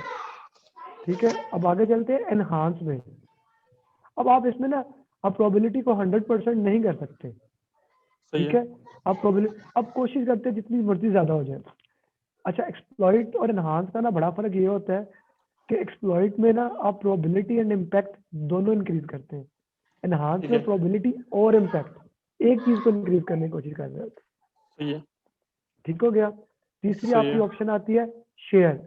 ये ट्रांसफर का ऑपोजिट है, ये मिटिगेट का ऑपोजिट था एनहांस, ये ट्रांसफर का ऑपोजिट है शेयर। अपॉर्चुनिटी बढ़ी, आप किसी से शेयर कर लेते हैं। सही है।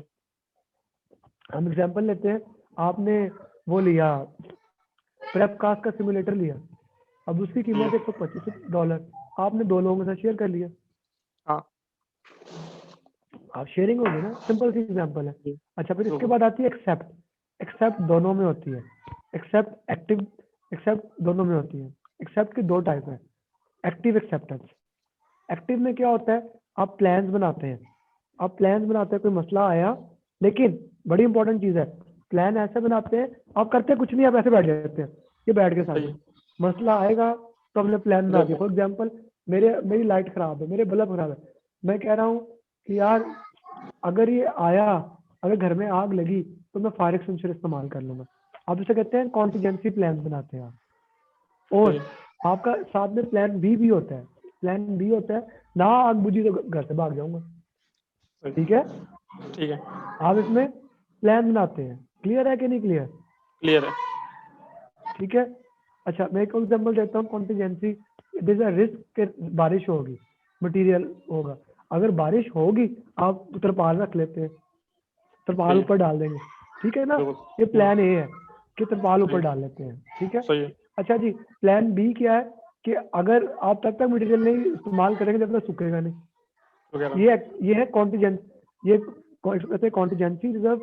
प्लान ए जो है एक्टिव एक्सेप्टेंस में, और plan B fall back plan से कहते हैं। सही अच्छा, है। दूसरा होता है पैसिव एक्सेप्टेंस।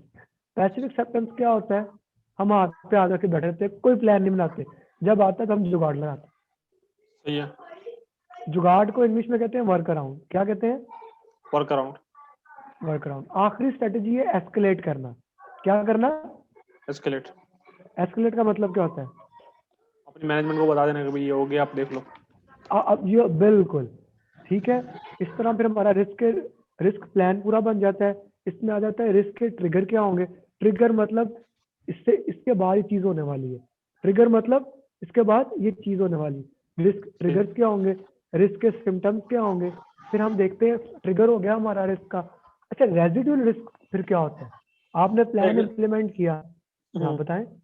ये एस्केलेट है, एस्केलेट क्या नाम है, दोनों में होगा या खाली नेगेटिव में होगा? दोनों में सही है।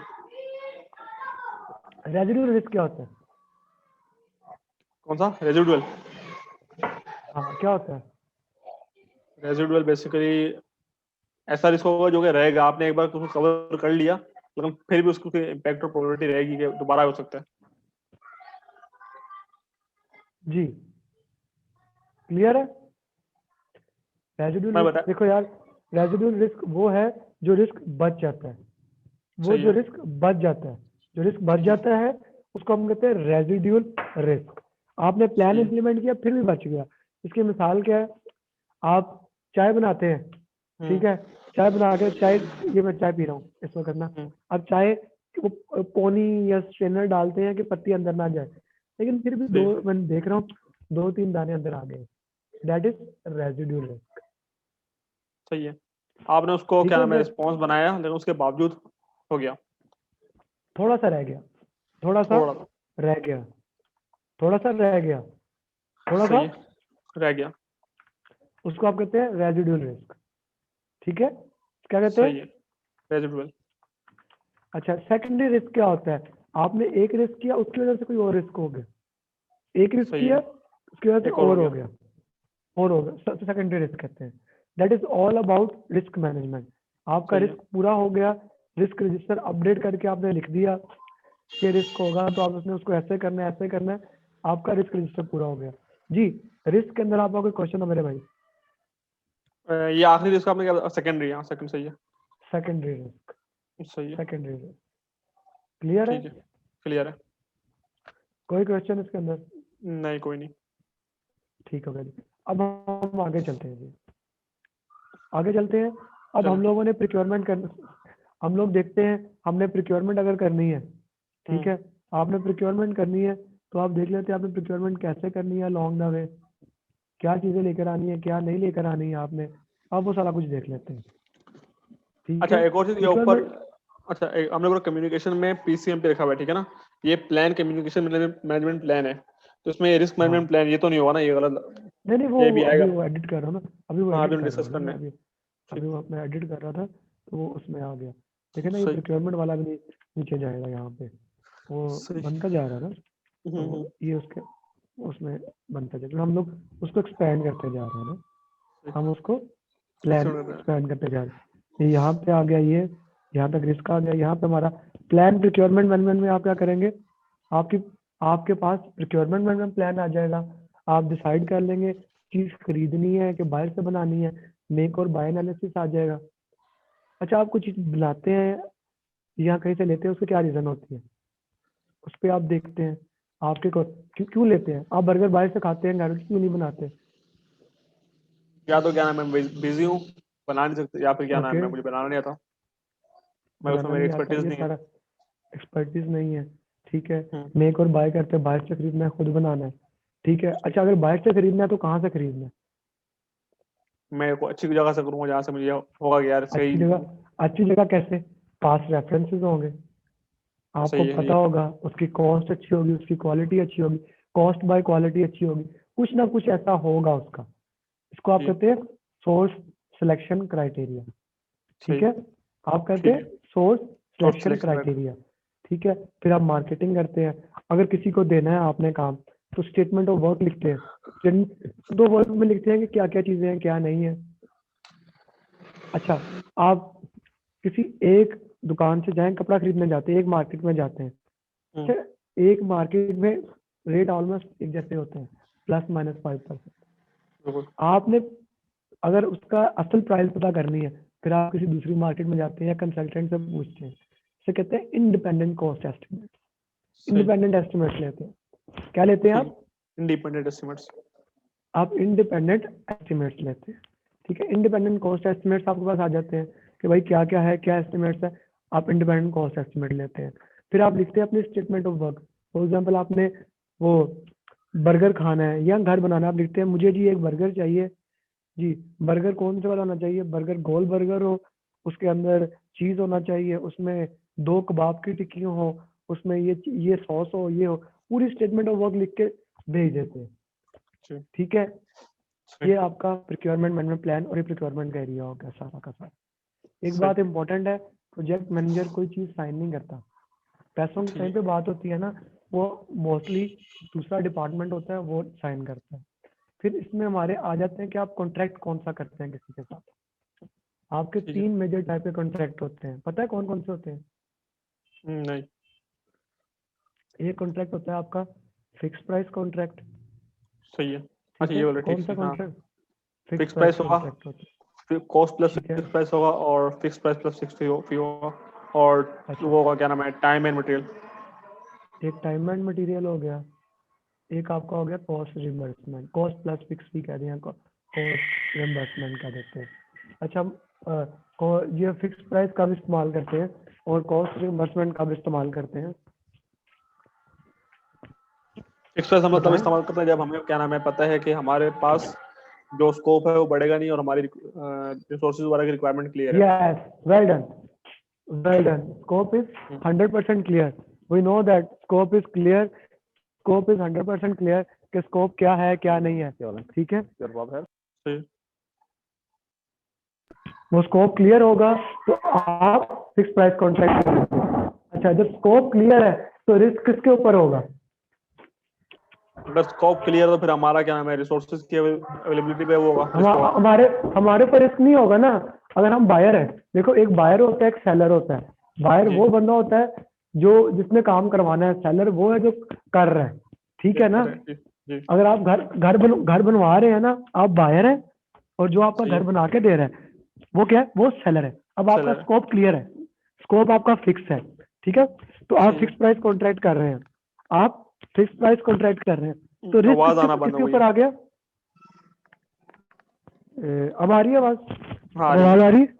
आ रही है। अच्छा, अब फिर रिस्क किसके ऊपर हुआ? रिस्क सारा का सारा रिस्क जो है ना, क्योंकि आपका स्कोप फिक्स है, सारा रिस्क हुआ सेलर के Seller, ऊपर। किसके ऊपर हुआ? सेलर के सेलर के ऊपर हुआ।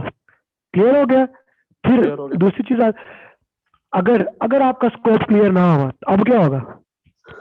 अब हम लोग टाइम एंड मटेरियल यूज करेंगे। नहीं नहीं, जब आपका स्कोप क्लियर नहीं ना हुआ तब आप यूज करेंगे, बिल्कुल क्लियर ना हुआ तो आप यूज करेंगे कॉस्ट रीइंबर्समेंट। क्या यूज करेंगे? Cost reimbursement. कॉस्ट रीइंबर्समेंट या कॉस्ट प्लस फिक्स फी।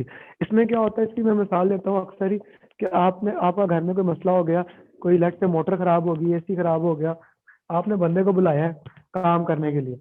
अब आपको पता नहीं है चीज खराब है, हाई लेवल स्कोप पता है, ठीक है, लेकिन ये नहीं सही। पता कितने पैसे लेंगे कितने नहीं। वो जितने मर्जी पैसे ले ले आपसे, ठीक है ना, सही। तो वो क्या कहता है, भाई मेरी बात सुनो, कि मैं आपको पैसे दूंगा, आप जो मटेरियल लगेगा आप मुझे उसके पैसे देंगे, साथ में मेरी इतनी एफर्ट के पैसे देंगे आप मुझे।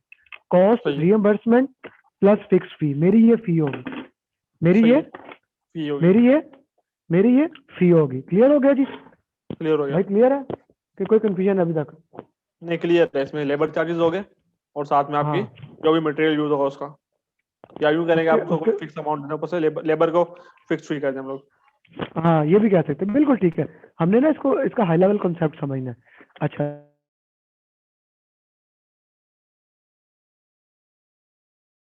100% डिफाइन नहीं कर सकते कि आपकी एफर्ट क्या लगनी है, ठीक है। सही है। तो आप मोस्टली इंजीनियर वगैरह को हायर करते हैं ना, तो कंपनी काम करती है स्टाफ सेगमेंटेशन वगैरह, उसमें आप ये इस्तेमाल करते हैं, ये वाला कॉन्ट्रैक्ट इस्तेमाल करते हैं, टाइम एंड मटेरियल। क्लियर हो गया? कॉस्ट Clear है। में, कॉस्ट रिइंबर्समेंट में सबसे ज्यादा रिस्क किसके ऊपर होता है? तो ये बताए ना मुझे। कॉस्ट रिइंबर्समेंट में सबसे ज्यादा रिस्क हमारे ऊपर होगा। सेलर बायर के ऊपर होगा, बिल्कुल। क्यों होगा बायर के ऊपर? क्योंकि आपका स्कोप फिक्स नहीं है। मटेरियल का नहीं पता, हमें मटेरियल का नहीं पता कि कितने का होगा। अगर अभी लेट से खोला तो हो सकता है मोटर में कुछ 10 रुपए का काम हो सकता है, पूरी मोटर की प्राइस जितना ही काम हो। Good, well done. और टाइम एंड मटेरियल में रिस्क दोनों पे होता है। टाइम एंड मटेरियल में दोनों पे दोनों पे, यानी कि दोनों पे होता है, यहाँ रिस्क दोनों पे कम होता है। कम होते हैं। ठीक हो गया जी? अच्छा, आगे चलते हैं हम लोग। इनके दरमियान में ना और कॉन्ट्रैक्ट भी होते हैं, फिक्स प्राइस में भी, कॉस्ट में भी, और टाइप्स आ जाती हैं। क्या है? सही है। फिक्स प्राइस में इंसेंटिव फी भी होता है। आप ना सही है। इंसेंटिव दे देते हो उस बंदे को, इंसेंटिव फी, कि यार अगर तुम काम जल्दी कर लोगे ना, अगर तुम काम जल्दी कर लोगे तो तुम्हें मैं इतना इंसेंटिव पे कर दूंगा, तुम्हें मैं इतना इंसेंटिव दे दूंगा। अब जब फॉर एग्जांपल आपका घर जल्दी बन जाएगा, आप घर रेंट पे दे देंगे, ठीक है, अब आपको रेंट की प्रॉफिट आ रही है, तो आप उसको कहते हैं यार अगर आप मुझे काम जल्दी कर दोगे ना, मैं आपको 20% ज्यादा पैसे दे दूंगा, मैं सही आपको 20%, 5%, जो भी एग्रीड है, इतने सही। पैसे ज्यादा दूंगा। अब उसका रिस्क भी कम हो गया कि उसको पैसे ज्यादा मिल सकते हैं और आपका काम भी सही। जल्दी हो गया। ये ठीक है। इंसेंटिव, फिक्स प्राइस, इंसेंटिव फी। फिर आता है इकोनॉमिक एडजस्टमेंट प्राइस। इसमें क्या होता है, जो लंबे कॉन्ट्रैक्ट होते हैं ना गवर्नमेंट के, 5-5, 10-10 साल के कॉन्ट्रैक्ट में, इसमें आप पैसे फिक्स कर देते हैं दोनों पे कि यार अगर डॉलर की प्राइस बढ़ी या इन्फ्लेशन इससे ज्यादा गई ना, तो हम दोनों आपस में इतने पैसे, मैं इस परसेंट से आपका रेट बढ़ा दूंगा। अब इधर भी 10 साल का कॉन्ट्रैक्ट है, अब डॉलर पहले 100 रुपए का था, 150 का हो गया, तो नुकसान हो गया ना एक बंदे को बहुत ज्यादा, तो उसको कवर करने के लिए इकोनॉमिक प्राइस एडजस्टमेंट होती है। क्लियर है? हो गया क्लियर। जैसे हम नीचे मूव करते जाते हैं, हमारा बायर का रिस्क जो है ना वो बढ़ता जाता है, सेलर का रिस्क कम होता जाता है। ठीक है। ठीक है, नीचे मूव करते जाएंगे, बायर का रिस्क जो है बढ़ेगा वो बढ़ता जाएगा, सेलर का रिस्क कम होता जाएगा। ठीक है, सही और जब सही नीचे ऊपर जा रहे हैं, जो मैं अभी कॉन्ट्रैक्ट लिख रहा हूँ, तो बायर का रिस्क कम होता जाएगा, सेलर का बढ़ता जाएगा। सही है। ठीक है, risk of seller increases, Business। Risk of buyer increases, जैसे जैसे नीचे मूव करते हैं। ठीक है। अच्छा, कॉस्ट प्लस फिक्स फी में अब यहाँ पे सारा रिस्क हमारे ऊपर है, बायर के ऊपर। अगर हम इसमें इंसेंटिव फी कर देते हैं, हम इसको इंसेंटिव कर देते हैं, भाई तू जल्दी कर, जल्दी पैसे देंगे, अब उसका रिस्क वो भी ज्यादा होगा, जल्दी करेगा, अब उसे कहते हैं अगर तू जल्दी करेगा ना तो इतने पैसे तुझे दूंगा। ठीक है, अब उसको फायदा भी हो गया। फिर इसमें अवार्ड फी आ जाता है। इंसेंटिव फी और अवार्ड फी में बड़ा इंपॉर्टेंट चीज है। अवार्ड फी क्या होता है? इंसेंटिव आप डॉक्यूमेंट करते हैं, रिटर्न करते हैं कि आप देंगे, अवार्ड भी बोनस होता है, आपकी मर्जी होती है दें या ना दें, और डॉक्यूमेंटेड नहीं होता। ठीक है। ये कॉन्ट्रैक्ट की टाइप्स आ जाती हैं जो कि बड़ी इंपॉर्टेंट है। प्रिक्योरमेंट में मैंने सारा कुछ कवर कर दिया। प्रिक्योरमेंट क्लियर हो गया आपका? क्लियर हो गया। ठीक है। Procurement plan, procurement management plan, procurement statement of work आ जाती है आपके पास इसमें। प्रिक्योरमेंट ठीक है। मैनेजमेंट प्लान आ जाता है, इंडिपेंडेंट एस्टिमेट आ जाते हैं। ठीक है। और bidding document,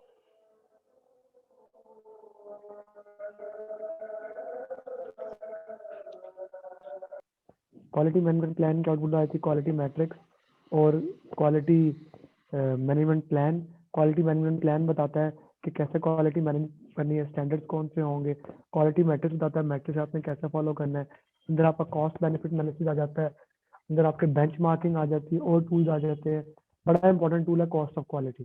cost of quality क्या बताता है? कॉस्ट ऑफ कन्फॉर्मेंस क्या है? कन्फॉर्मेंस मतलब प्रिवेंशन कॉस्ट क्या है, जो आप बनाते हैं प्रोडक्ट, ट्रेनिंग वगैरह उसमें की कॉस्ट क्या है, अप्रेजल कॉस्ट, डिस्ट्रक्टिव टेस्टिंग वगैरह। और ये क्या है, ये पढ़े प्लीज। ये money spend during the project avoid the failures. यानी कि कॉस्ट ऑफ कन्फॉर्मेंस क्या है? फेलियर से बचने की cost. Cost of non conformance क्या है? वो कॉस्ट जो फेलियर की वजह से होती है। इसमें इंटरनल फेलियर्स भी होते हैं, रीवर्क, और एक्सटर्नल फेलियर भी होते हैं। ठीक है। वारंटी शारंटी ये सारा कुछ भी इसके अंदर आ जाता है। और होता है। Any confusion in this? नहीं। अच्छा जी, this is basically all about quality management. और ये हाई लेवल है, प्लान क्वालिटी ना, मैनेज क्वालिटी, कंट्रोल क्वालिटी, बड़ा इंपॉर्टेंट। आउटपुट क्या है हमारी? Quality management plan metrics and और quality management, quality quality metrics. Matrices. Quality matrices आ गए। अच्छा जी, अब आगे चलते हैं plan resource management. Resource management plan की आउटपुट आती है रिसोर्स मैनेजमेंट प्लान और टीम चार्टर। जैसे मैंने पहले बताया था, टीम चार्टर का वेरी इंपॉर्टेंट डॉक्यूमेंट। ये बताता है डिसीजन क्या कैसे लेनी है, कॉन्फ्लिक्ट्स आते हैं उनको कैसे हैंडल करना है, कोई भी दरमियान में मसले वगैरह आते हैं, वैल्यूज क्या है टीम उसमें। रिसोर्स मैनेजमेंट प्लान का आता है किस टाइप के रिसोर्स चाहिए हमें, वो रिसोर्स क्या करेंगे, कैसे आएंगे। अच्छा, इधर वो सारी आपकी थ्योरी आ जाती है जो मैस्लो, जो पहले आप ऑर्गेनाइजेशनल चार्ट क्या होता है, हायरार्किकल टाइप के चार्ट होते हैं। आपका वो रिस्पॉन्सिबिलिटी असाइनमेंट मैट्रिक्स रैम और सही है। रेस्टी रिस्पॉन्सिबिलिटी, इसको लिखे रेस्टी मैट्रिक्स सही है। ये रिस्पॉन्सिबिलिटी। मुझे इसका पता है आप क्या होता है, बताओ मुझे। रेसिंग में बस 4 होते हैं, रिस्पॉन्सिबल होता है, अकाउंटेबल होता है, और जिसको कम्युनिकेट करेंगे वो होगा, और एक होता है आई क्या होता है? आई जो है वो उसको इन्फॉर्म करेंगे, जिसको हम क्या नाम है, टू इन्फॉर्म। रिस्पॉन्सिबल, हमारे पास अकाउंटेबल, कंसल्ट, इन्फॉर्म। ठीक है। मैट्रिक्स आ गया। बिल्कुल। फिर हमारी वो टैक्स ओरिएंटेड फॉर्मेट आती है, जिस तरह जॉब डिस्क्रिप्शन में कोई नोटिस लिखा होता है ना, वो टैक्स ओरिएंटेड फॉर्मेट होता है। फिर हमारी आ सही। जाती है ऑर्गेनाइजेशनल थ्योरी। मैस्लो की थ्योरी क्या कहती है? मैस्लो की थ्योरी नहीं पढ़ी मैंने, वो मुझे उसका मैंने काफी सुना है और मैंने पढ़ी भी है, मैस्लो लेकिन की अभी ज़हन में नहीं है। बात नहीं। उससे मैं ट्रायंगल है, आपको मुझे इतना पता है। मैं उससे आपको ना ट्रायंगल है वीडियो उसका। भी शेयर कर दूंगा, बल्कि अभी कर भी देता हूँ कि जो रिसोर्स की वीडियो क्या है बेसिकली, जब तक आपकी नीचे वाली नीड्स पूरी नहीं ना होंगी, आप ऊपर वाले नीड्स के बारे में सोचेंगे नहीं। जब तक पेट में रोटी नहीं ना होगी, बंदा घर लेने के बारे में सोचेगा नहीं। नहीं सोचेगा। सही है। बंदा सोचेगा नहीं, पहले रोटी पूरी होगी, सबसे पहले सांस आएगा। हम्म। सांस, मेरा सांस बंद हो जाता है ना, तो मैं ट्रेनिंग में किसी चीज के बारे में सोचूंगा ही नहीं। उसके सोचूंगा बाद मैंने नहीं। खाना खाया नहीं खाया, मेरी नींद पूरी हुई है कि नहीं हुई। जब तक आपकी नीचे वाली नीड पूरी नहीं ना होती, आप ऊपर वाले नीड का सोचते ही नहीं। इसे कहते हैं मैस्लो हायरार्की ऑफ नीड्स। सही है। ठीक है। लेकिन यहाँ पे तो दूसरी वाली मैस्लो हायरार्की है ना, यहाँ पे तो मैंने देखा था वो मैस्लो हायरार्की ऑफ नीड्स से डिफरेंट थी, एक और थी, वो मुझे एग्जैक्ट याद नहीं है। वो भी ट्रायंगल ही था, लेकिन वो इस तरह नीड वाला नहीं था वो। इधर मैस्लो हायरार्की ऑफ नीड्स है। फिर आपके सही आती है। है theory X, theory Y. Theory X क्या सही है। कहती है? थ्योरी एक्स कहती है कि लोगों को काम करना पसंद नहीं है, उनको डंडा लेके हर वक्त लेके चलो। सही है। मैनेजमेंट की थ्योरी है। थ्योरी वाई हम्म। क्या कहती है? लोगों को काम करना बहुत पसंद है, उनको काम करने दो, उनको काम करो। उनको काम करने दो, वो खुशी से काम करते हैं, वो सही। खुशी से वो काम करेंगे। खुशी से उनको करने दो। Theory X, theory Y. फिर आपकी आती है हर्ट्जबर्ग थ्योरी ऑफ मोटिवेशन। क्या आती है ये पता है आपको इसका? इसमें हेडबर्ग थ्योरी ऑफ मोटिवेशन में कुछ पॉइंट है ना, मुझे ये कि ये पॉइंट होंगे तो आपके क्या नाम, बंदे ज्यादा सेटिस्फाई होंगे, और सेटिस्फेक्शन और non satisfaction good basically. Good good good. हाँ। हर्ट्जबर्ग थ्योरी ऑफ मोटिवेशन कहती है कि ये चीजें होंगी ना, तो लोग, यानी कि अगर आपकी सैलरी अच्छी है, ठीक है, वर्किंग कंडीशन अच्छी है, ये सारा कुछ होगा तो लोग डीमोटिवेटेड नहीं होंगे, नहीं होंगे, लोग डीमोटिवेटेड वे नहीं नहीं होंगे। ठीक है, लेकिन आप जितना मर्जी इन चीजों को बढ़ा दें, सही आप है, जितना मर्जी इन चीजों को बढ़ा दें, लोग काम करने के लिए मोटिवेट नहीं होते इन चीजों में। मोटिवेट किससे होते हैं? रिकॉग्निशन से, बाकी चीजों से, अपॉर्चुनिटी, रिकॉग्निशन, एप्रिसिएशन, इन चीजों से लोग काम करने के लिए मोटिवेट होते हैं। ये हर्बर्ट थ्योरी ऑफ मोटिवेशन है। फिर आती है हमारी एक्सपेक्टेंस थ्योरी। यार अगर आपको सारी यकीन होगा ना जन्नत मिलेगी तो आप नेक काम करेंगे। अगर आपको ये यकीन ना होगा कि जन्नत नहीं मिलनी है, जन्नत नहीं है, तो आपका उनकी किसी चीज की फिक्र नहीं करेंगे।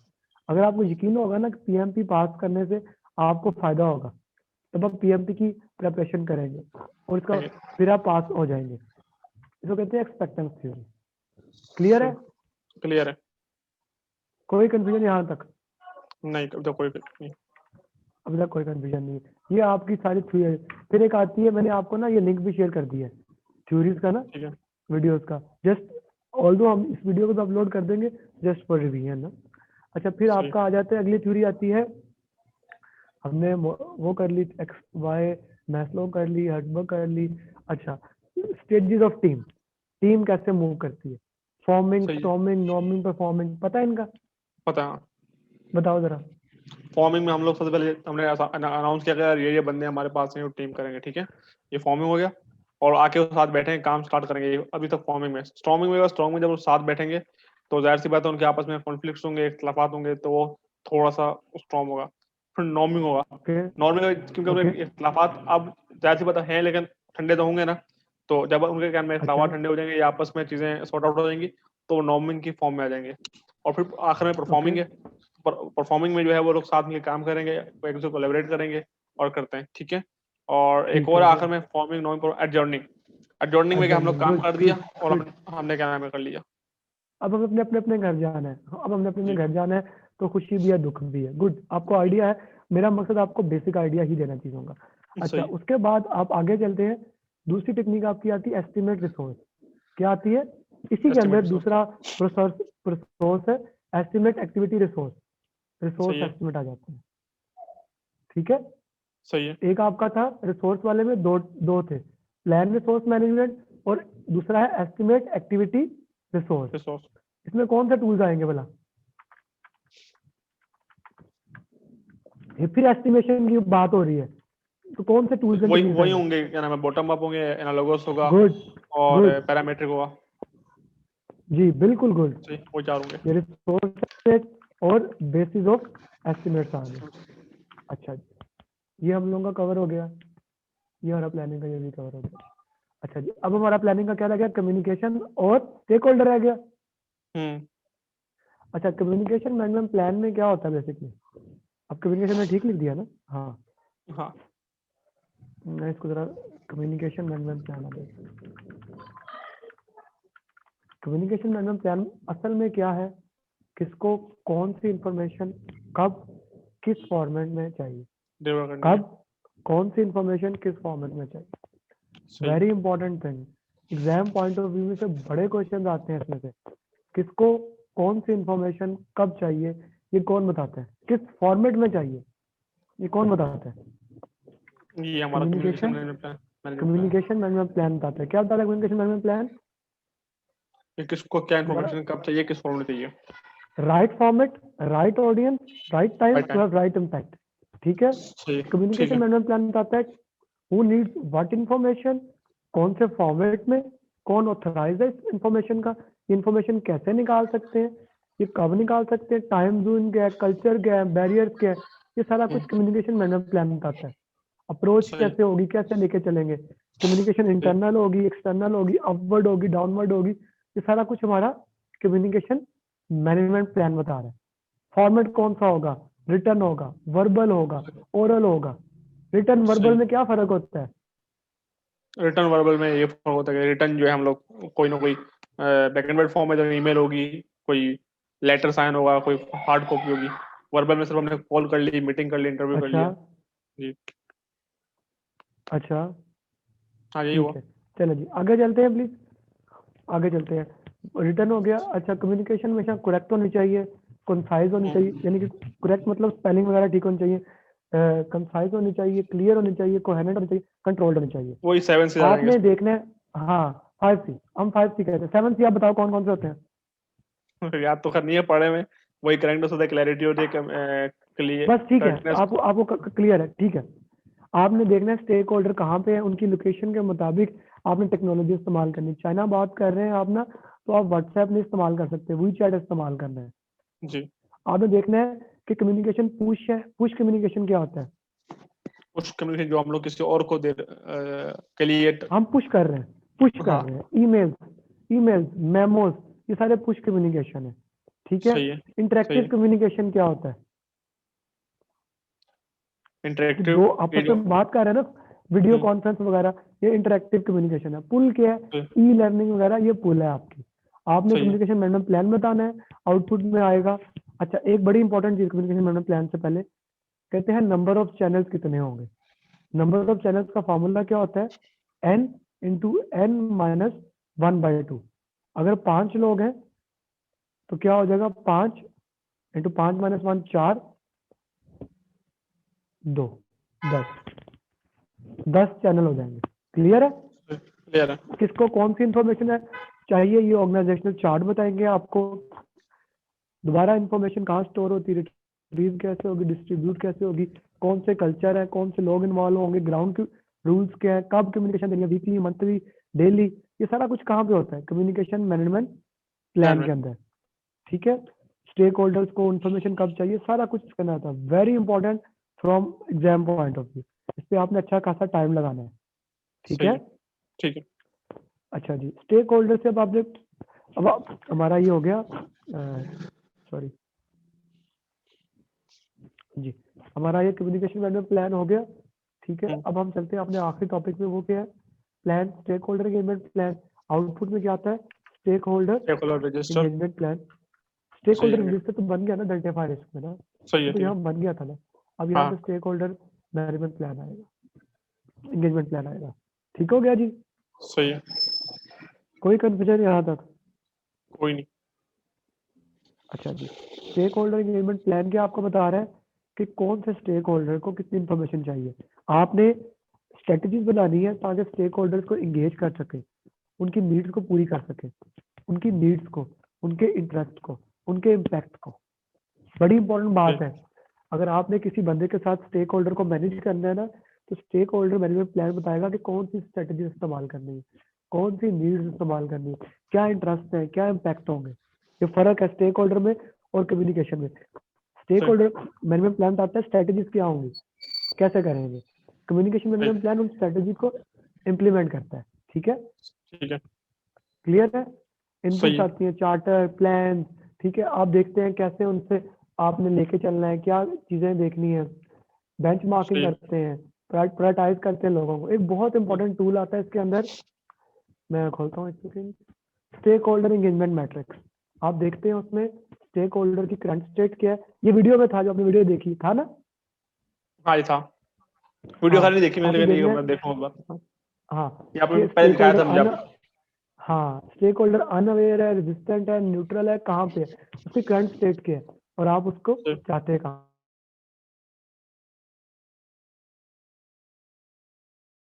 हो गया। सही है, ठीक है। Once again stakeholder engagement plan बताता है कि कैसे स्ट्रेटजी यूज करनी है, डिजायर्ड और करंट स्टेज क्या है, कैसे रेजिस्टेंस यूज करनी है, कोई बंदा परेशान है तो उसको कैसे हमने लेके चलना है। ठीक हो गया भाई मेरे? एंड ठीक दिस हो गया। कंप्लीट साजिद हमारा प्लानिंग, ठीक है। वंस हमने ठीक है। प्लानिंग में क्या क्या पढ़ा है, प्लानिंग में मेजर चीजें क्या थी। प्लानिंग में सबसे इंपॉर्टेंट चीज था प्रोजेक्ट मैनेजमेंट प्लान बनता है। वो क्या बताता है कि 3 बेसलाइन को कैसे मैनेज करना है और रिस्क को कैसे सही। मैनेज करना है। फिर हमने ये सारी तीनों बेसलाइन बनाई, ठीक है, मैंने रेड में की हुई है। रिस्क रजिस्टर सही। बनाया, फिर हमने क्वालिटी कम्युनिकेशन ये सारा कुछ बनाया। ठीक हो गया जी? ठीक हो आज गया। आपका टास्क है, आपने